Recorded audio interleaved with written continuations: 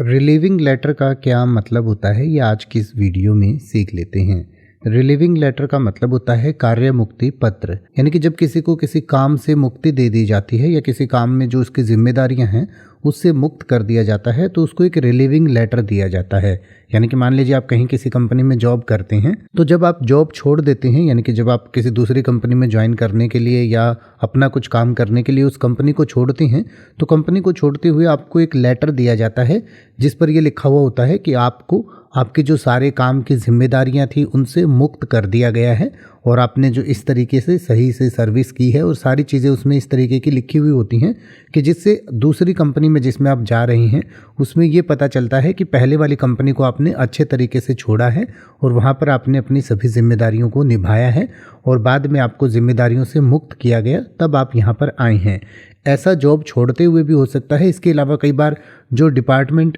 Transfer करते हैं एक डिपार्टमेंट से दूसरे डिपार्टमेंट में या एक कंपनी से दूसरी कंपनी में, तो उस समय भी आपको रिलीविंग लेटर दिया जा सकता है। या आपको एक प्रोजेक्ट से दूसरे प्रोजेक्ट में भेजा जाए तो उस समय भी एक प्रोजेक्ट का रिलीविंग लेटर आपको दूसरे प्रोजेक्ट में लेकर जाना होता है कि आपने उस प्रोजेक्ट की सारी जिम्मेदारियों को छोड़ दिया है और अब आप नई जिम्मेदारियां संभालने के लिए तैयार हैं। तो इस तरीके का जो एक लेटर आपको दिया जाता है उसको रिलीविंग लेटर कहते हैं।